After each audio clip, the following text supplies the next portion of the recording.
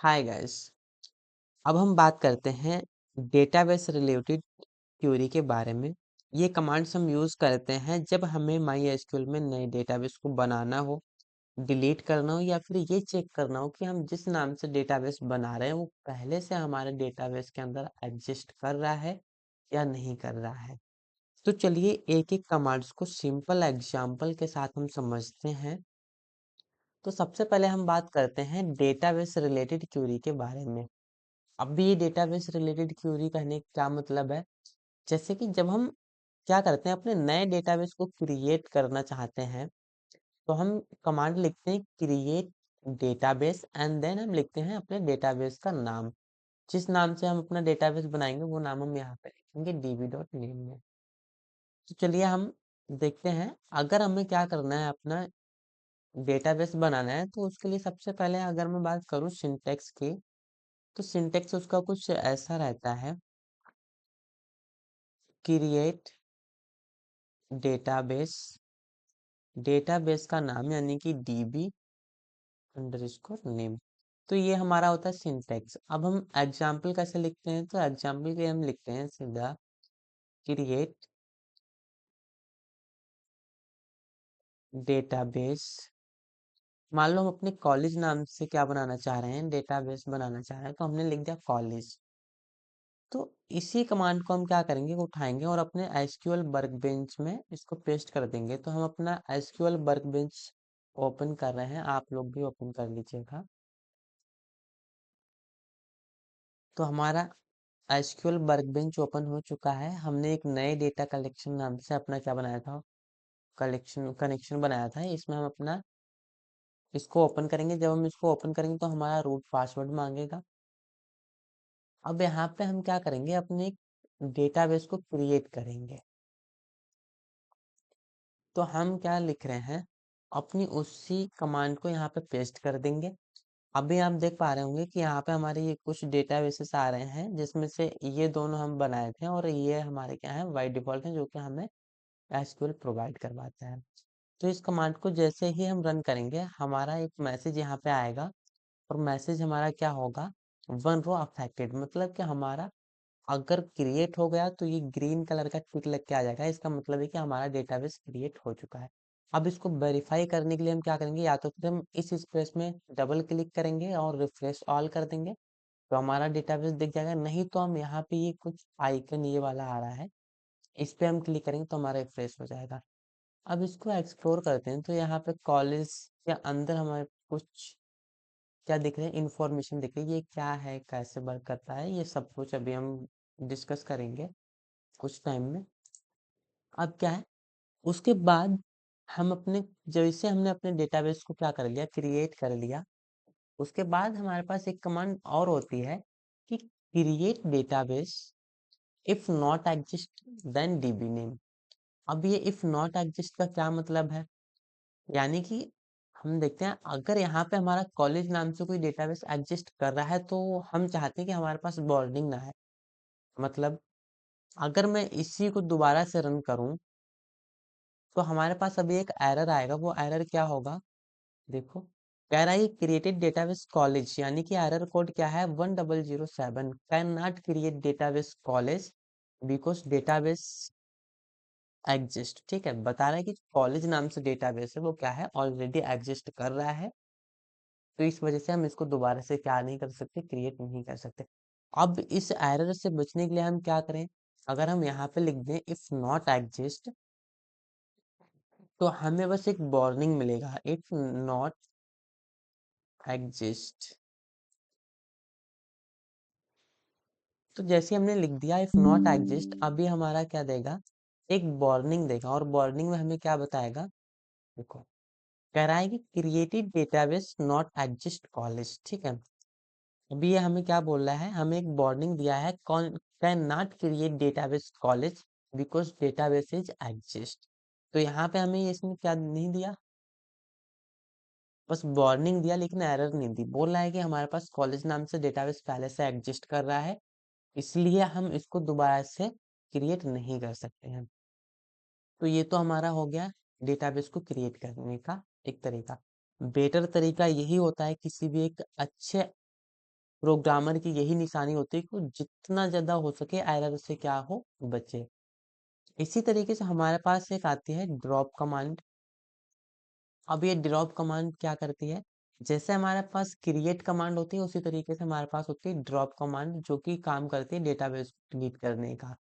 तो drop database, database name, तो हम क्या करेंगे, मान लो अपने कॉलेज नाम का जो डेटाबेस है इसको हम क्या करना चाह रहे हैं, ड्रॉप करना चाह रहे हैं, तो ड्रॉप डेटाबेस।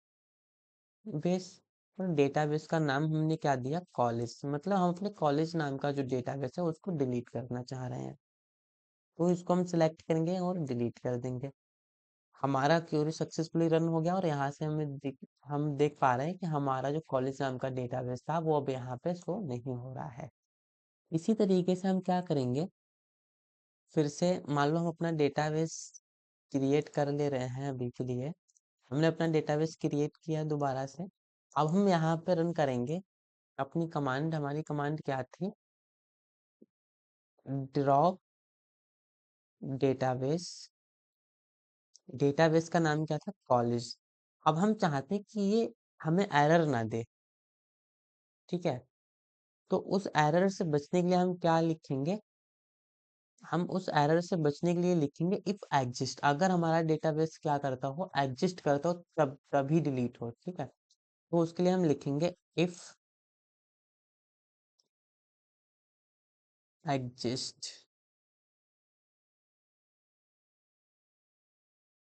If exist. तो हमने यहाँ पे लिख दिया कि इफ एग्जिस्ट का मतलब है कि अगर कॉलेज नाम से डेटाबेस एग्जिस्ट करता हो हमारे डेटाबेस में तभी उसको डिलीट करना, नहीं तो उसको डिलीट नहीं करना है। तो इसको हमने रन किया, हमारा डेटाबेस क्या हुआ, एग्जिस्ट कर रहा था तो हमारा डिलीट हो गया। अगर हम इसी को दोबारा से रन करें तो हमें एरर नहीं देगा, वार्निंग देगा। देखो वार्निंग में क्या बोल रहा है, कह रहा है कि वार्निंग है एक क्या है और उसका कोड क्या है, 1008, can not drop, can not drop database college, database does not exist. अपने डेटाबेस को शो करना चाहते हैं तो कौन, तो हम लिखते हैं शो डेटाबेसेस। इससे हमें पता चल जाता है कि हमारे डेटाबेस के अंदर कितने डेटाबेस एग्जिस्ट कर रहे हैं। तो हमें अपने डेटाबेस को देखने के लिए हम क्या लिखते हैं, शो डेटाबेसेस एंड सेमीकोलन।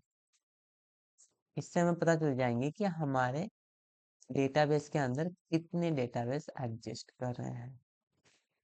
तो यहाँ पे हमारा एक डेटा ऐप नाम से information schema, MySQL, node app, performance schema, H T D B schema, S by S schema, ये सब हमारे क्या है, सब स्कीमा है। जिसमें से data app and node app ये मैंने बनाया है, बाकी ये चारों क्या है, इंटरनल सब इंटरनल स्कीमा है जो कि हमें बाय डिफॉल्ट हमारा माई एसक्यूएल देता है। तो चलिए बात हम करते हैं टेबल रिलेटेड क्यूरी के बारे में। ये टेबल रिलेटेड क्यूरी क्या होती है, जैसे कि अगर हमें कोई टेबल क्रिएट करना है तो टेबल को कैसे क्रिएट करते हैं। तो चलिए अब हम देखते हैं। सबसे पहले अगर मैं बात करूं टेबल को क्रिएट करने के लिए हमारे पास क्या होना चाहिए, एक डेटाबेस होना चाहिए। तो मैं सबसे पहले एक डेटाबेस बना लेता हूँ, मान लो मैंने कॉलेज नाम से ही डेटाबेस बना लिया।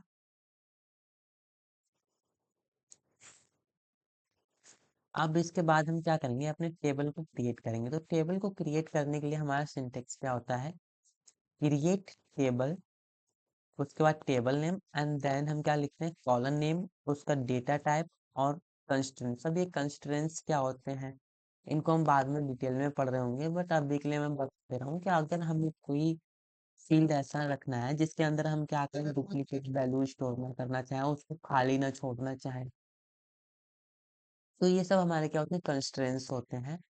And then column name two, उसका डेटा टाइप एंड कंस्ट्रेंट्स, ये हमारा क्या हो गया, एक टेबल। जैसे कि मैंने यहाँ पे एक एग्जांपल लिया है, मैंने एक टेबल बनाई है, create table with the name of student, जिसका रोल नंबर हमारा क्या है, इंटीजर टाइप का है, उसमें हमने एक प्राइमरी की लगा दी, मतलब उसमें कोई भी क्या होगा, डुप्लीकेट वैल्यू नहीं होगी। और नेम, उसका डेटा टाइप क्या है, बैकर, जिसका साइज हमने क्या दे दिया, 50। तो चलिए इसको क्लिक करते हैं।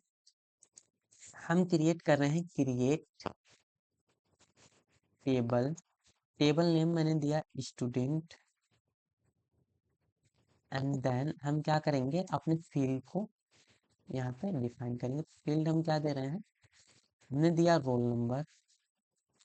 रोल नंबर का जो डेटा टाइप था वो इंटीजर, और कैसा है हमारा, प्राइमरी की। कामा से इसको सेपरेट करेंगे। दूसरी हम क्या लिखेंगे, दूसरे कॉलम का स्ट्रक्चर डिफाइन करेंगे। तो हमने दे दिया नेम। नेम हमारा कैसा है, बैर का है, जिसका हमने साइज डिफाइन किया 50। अब हम क्या करेंगे, इसको सिंगल कॉलम दे देंगे। अब इससे हमारी क्या हो जाएगी, टेबल क्रिएट हो जाएगी। अब इस टेबल को देखने के लिए हम क्या करेंगे, सबसे पहले तो इसको क्रिएट करेंगे। No database selected, okay. अब यहाँ पे दिखा रहा है कि आपने क्या नहीं किया, डेटाबेस को सिलेक्ट नहीं किया। यहाँ पे दिखा रहा है no database selected, the default DB to be used by double click its name in the database. तो हमें वो नहीं करना है, हमें अपने कॉलेज नाम के डेटाबेस के अंदर ये सारे के सारी कमांड्स रन करनी है। तो डेटाबेस को यूज करने के लिए लिखते हैं use database. Use database, database का नाम हमारा क्या है, कॉलेज। तो हमने कॉलेज नाम के डेटाबेस को क्या किया, क्रिएट कर लिया। इसको रन करेंगे। अब हम कहाँ हैं, कॉलेज नाम के डेटाबेस के अंदर है। अब हमें जितनी भी अपनी कमांड्स रन करनी है, चाहे वो टेबल को क्रिएट करना हो, वैल्यू को इंसर्ट करना हो, वो सारा का सारा काम हम कहाँ करेंगे, कॉलेज डेटाबेस के अंदर। जो कुछ भी अब हम कर रहे हैं वो सारा का सारा इस कॉलेज नाम के डेटाबेस के अंदर हो रहा है। तो हमने अपना टेबल क्रिएट कर लिया, हमारा टेबल क्रिएट हो चुका है। अब इस टेबल को देखने के लिए हम क्या करेंगे, इसको देखने के लिए हमारे पास एक कमांड होती है DESC, और टेबल का नाम यानी कि स्टूडेंट। इसको जब हम रन करेंगे तो हमारा इससे स्ट्रक्चर दिख जाएगा कि स्ट्रक्चर हमारा क्या था। तो हमारा स्ट्रक्चर क्या है, फील्ड नेम, उसका टाइप, की कौन सी है, डिफॉल्ट, एक्स्ट्रा, ठीक है, ये सब क्या है, इन सब चीजों को भी अच्छे से पढ़ रहे होंगे बाद में। अभी हमारे पास दो फील्ड है, एक रोल नंबर नाम से है और एक दूसरा क्या है, नेम नाम से। रोल नंबर का जो डेटा टाइप है वो इंटीजर टाइप का है, की कौन सी है, प्राइमरी की है। इसी तरीके से जो हमारा नेम फील्ड है उसका डेटा टाइप varchar है, जिसका साइज 50 है। नल रह सकता है लेकिन प्राइमरी की हमारा नल नहीं रह सकता है, मतलब उसको हम खाली नहीं छोड़ सकते हैं। तो ये हमारा क्या हो गया, उसका स्ट्रक्चर। तो चलिए अब देखते हैं कि इसके अंदर हम वैल्यू को कैसे इंसर्ट करते हैं। तो सबसे पहले हम क्या करते हैं, सिलेक्ट। अब यहाँ पे हमारा क्या है, select and view all columns. हम अपने सारे के सारे कॉलम्स को देखने के लिए क्या लिखते हैं, डी। एक तो हमने बता दिया DESC एंड टेबल का नाम। दूसरा हम क्या, अपना स्ट्रक्चर देखने के लिए हम क्या लिखते हैं, select all from table name. इस स्टार को हम क्या बोल रहे हैं, ऑल बोल रहे हैं। स्टार का मतलब होता है कि सब कुछ दिखा दो, जो कुछ भी टेबल के अंदर है। तो क्या मतलब, हम यहाँ पे लिख रहे हैं select hashtag from student and column. अभी हमें क्या दिखा देगा, जितनी भी वैल्यू टेबल के अंदर एग्जिस्ट कर रही है वो सारी की सारी हमें दिखा देगा। लेकिन यहाँ पे टेबल के अंदर किसी भी तरह की कोई अभी हमने वैल्यू इंसर्ट नहीं की है, तो यहाँ पे रोल नंबर भी हमारा नल आ रहा है और नेम भी हमारा नल आ रहा है। अब वैल्यू को इंसर्ट करने के लिए हम क्या करते हैं, इंसर्ट करने के लिए हम क्या करते हैं, insert into and table name. उसके बाद हम अपने कॉलम को डिफाइन करते हैं, जैसे कि हमने वहां पे क्या दिया था, रोल नंबर, और कॉलम 2 में हमने दिया था नेम। देन हम लिखते हैं अपनी value, colon 1 value, roll number जो भी हमें देना हो, एंड कॉलन 2 की वैल्यू यानी कि नेम। फिर कॉलन 1 की वैल्यू देंगे एंड फिर हम क्या देंगे, कॉलन 2 की वैल्यू देंगे। तो इस तरीके से हमने क्या किया था, एक अपनी टेबल को इंसर्ट किया था, जिसके अंदर मतलब एक टेबल के अंदर हमने क्या की, वैल्यू इंसर्ट की 101। नेम मैंने क्या दिया, रजनीश। एंड दूसरा भी मैंने यहाँ पे, ये 2 होना चाहिए था, ये 102, और नाम मैंने दिया राज। तो चलिए इसको इंसर्ट करते हैं। लिखते हैं इंसर्ट इनटू टेबल नेम हमारा क्या है स्टूडेंट, एंड हमने अपने कॉलम क्या दिए थे रोल नंबर एंड नेम। अब हम लिखेंगे वैल्यूज एंड देन वैल्यूज लिखने के बाद हम क्या करेंगे, अपनी वैल्यू को पास करेंगे। वैल्यू में हम क्या पास कर रहे हैं, मान लो हमने रोल नंबर दिया 101। अब ये 101 हमारा इंटीजर टाइप का है, इसलिए इसमें किसी भी तरह के हम कोड्स को यूज नहीं करें, लेकिन जब हम नेम लिखेंगे तो हम अपने कोड लगाएंगे। इसमें मैंने क्या दिया, रजनीश, रजनीश। एंड देन हम क्या कर रहे हैं, और एक एंट्री ले ले रहे हैं, या चलो अभी एक ही लेते हैं। किसी एक सिंगल रिकॉर्ड को इंसर्ट अगर हमें करना है तो हम सीधा लिखते हैं ऐसे, इसको हम सिलेक्ट करेंगे और रन करेंगे। हमारा क्या हुआ, टेबल के अंदर वैल्यू इंसर्ट हो गई है। यहाँ पे आ रहा है कि स्टूडेंट रोल नंबर वैल्यू चाहिए, यानी कि 1 रो अफेक्टेड है, ठीक है। अब इसको देखने के लिए कि हमारी जो वैल्यू है वो इंसर्ट हुई है टेबल के अंदर या नहीं हुई, तो उसको देखने के लिए हम क्या करते हैं, सिलेक्ट एस्ट्रिस, यानी कि इस एस्ट्रिस का मतलब है ऑल, जितना भी टेबल के अंदर डेटा हो सब कुछ दिखा दे। तो सिलेक्ट एस्ट्रिस फ्रॉम स्टूडेंट, हम इसको सिलेक्ट करेंगे और रन करेंगे, तो यहाँ पे हमें अपने टेबल के अंदर वो वैल्यू दिख जाएंगे जो अभी हमने क्या की थी, इंसर्ट की थी। तो 101 एंड रजनीश, ये हमारे क्या था, 101 रोल नंबर और नेम हमारा क्या है, रजनीश। ये अभी हमने दो वैल्यू इंसर्ट की थी, ठीक है। अगर हमें एक से ज्यादा रिकॉर्ड इंसर्ट करने हो तब वो भी पॉसिबल है। हम क्या लिखेंगे, insert into table name student and क्या करेंगे, कॉलम नेम हमारे क्या है, roll number common name. Then हम क्या करेंगे, वैल्यूज। अब इसके बाद हम क्या करेंगे, अपनी वैल्यू को पास करेंगे। मान लो 102, यहाँ पे मैं नाम दे रहा हूँ अजय, और इसको हम कामा से सेपरेट करेंगे। एंड ऐसे ही हम क्या देंगे, और एक वैल्यू पास कर दे रहे हैं, इसका रोल नंबर है 103, और नाम हमारा क्या है, मान लो एडम। इसको हमने दे दिया सेमीकोलन। अब हम इसको सिलेक्ट करेंगे तो हमारे दो रिकॉर्ड एक साथ क्या हो जाएंगे, इंसर्ट हो जाएंगे टेबल के अंदर, हमारे इंसर्ट हो गए। अब हमारे पास टोटल नंबर ऑफ रिकॉर्ड्स कितने होने चाहिए टेबल के अंदर, 3। तो हम इस कमांड को क्या करेंगे, सिलेक्ट करेंगे, रन करेंगे। अब हमारे टेबल के अंदर टोटल 3 रिकॉर्ड्स इंसर्ट हो गए। रजनीश का रोल नंबर क्या है, 101। रोल नंबर 2 पे कौन है, अजय। रोल नंबर 3 पे हमारा क्या है, एडम।